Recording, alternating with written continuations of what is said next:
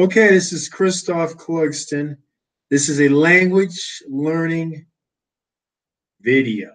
I know some of you have been waiting. For those of you who wait for the Power Linguist, that is I, to come to you with some information about linguistics and language learning.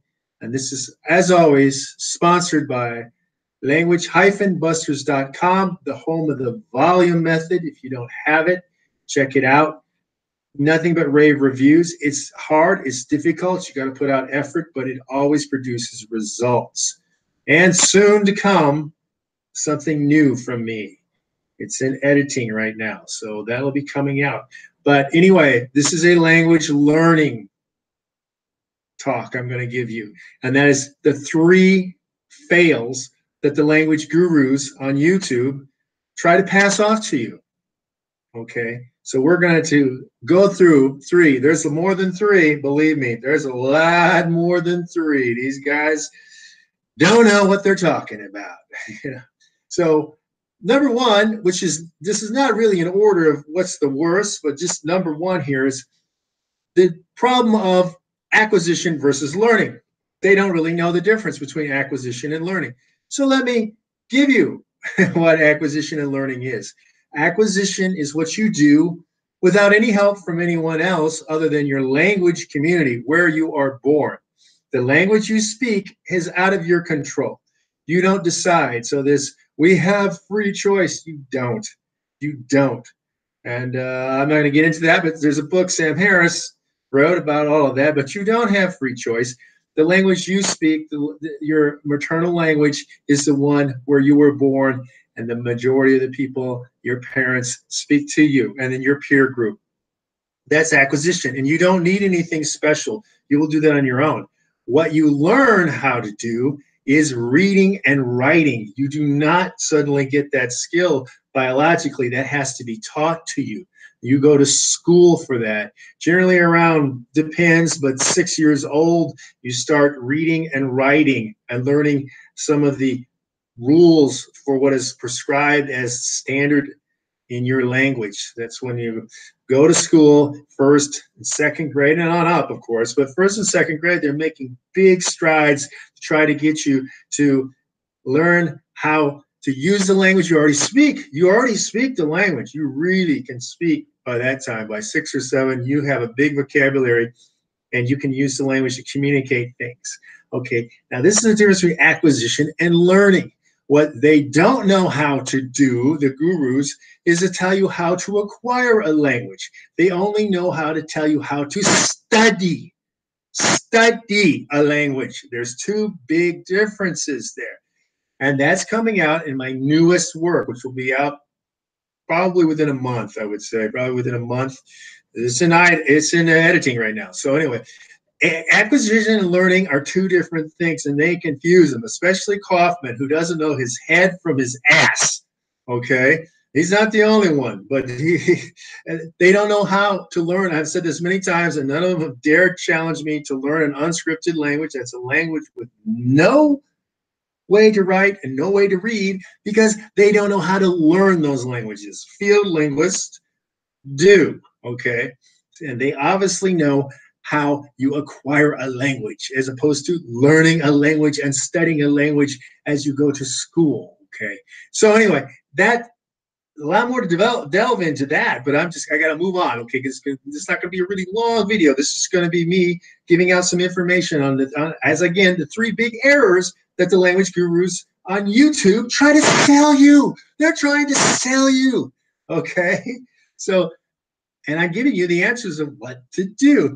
Then the next thing that they do is they don't have a structure. When they're trying to sell you this learning method, this study method, they don't have a structure.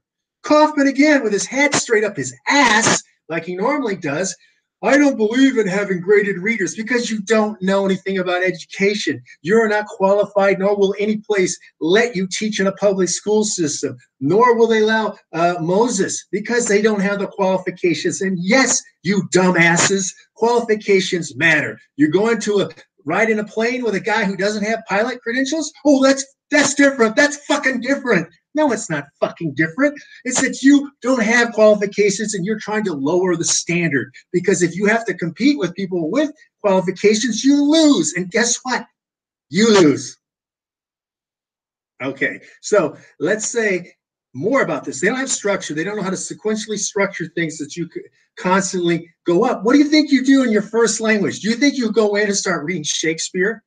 I mean, come on, Kaufman, get your head out of your fucking ass, okay? I want to learn how to do this, but you can't even talk about the things that you have to do about shoelaces or your body parts, or if you had a motorcycle accident and you had to go to the hospital. You can't do any of that shit, but you can talk about, well, I find that the prose is very convoluted. You know, nobody cares, because that is a skill you learn sequentially after you have these bottom layers.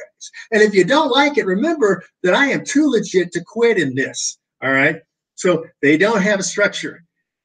What does have a structure? The volume method. Everybody who's done it will tell you, holy hell, this stuff is structured. And that's the way it has to be. You can't build a house without a structure. You think you're going to put up the top of the tower of a spire or something without having a strong basement, a subfloor to support it? It's not going to work, you know? And then let's go to the third one.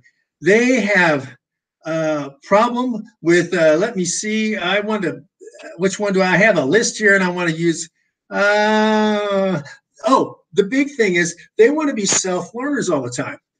Why? Because they don't know how to teach people. They don't know how to teach people. Not in person, they don't. You never learned your L1, your native language, your maternal language. You didn't learn this without other people.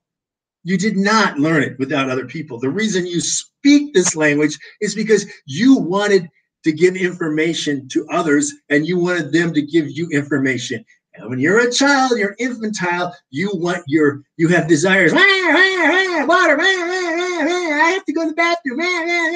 You know, you want this, and you're expressing this. Now you're expressing this to other people. You are not reading about it. You are not writing about it. Your method, the sole purpose of language at the primal level is communications. And we can go into that. I do go into that in the new book it's in editing right now. I covers all of this, okay?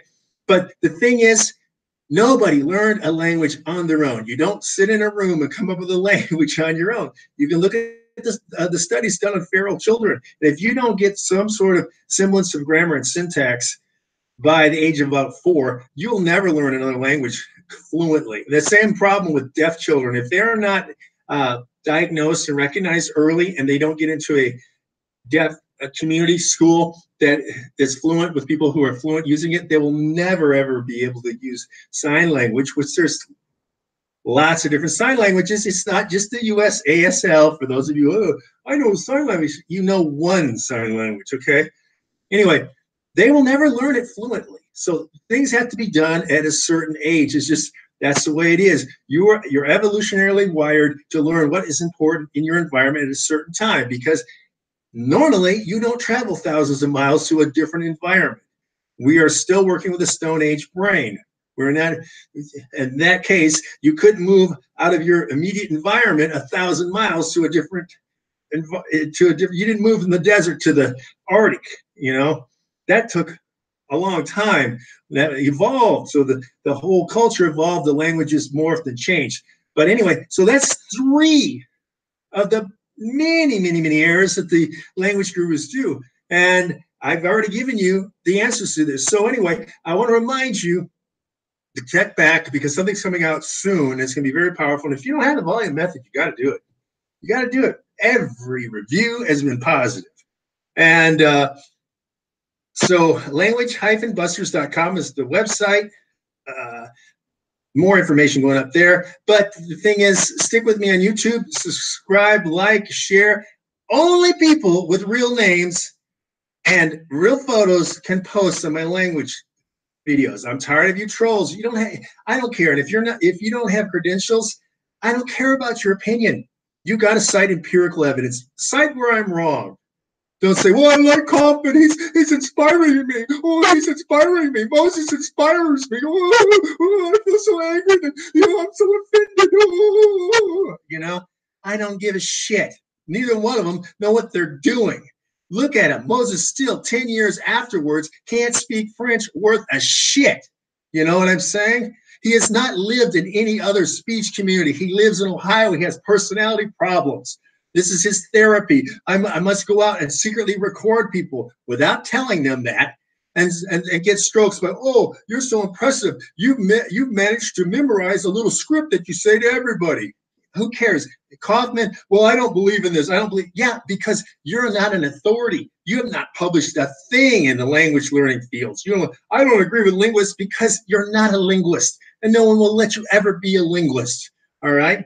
So I hate to ruin the fact that their ideas of themselves are wrong, but they're wrong. So anyway, I'm always giving you the truth. You can hate it, you can love it, but you can't ignore the truth, all right? Because it's coming back at your ass like gravity.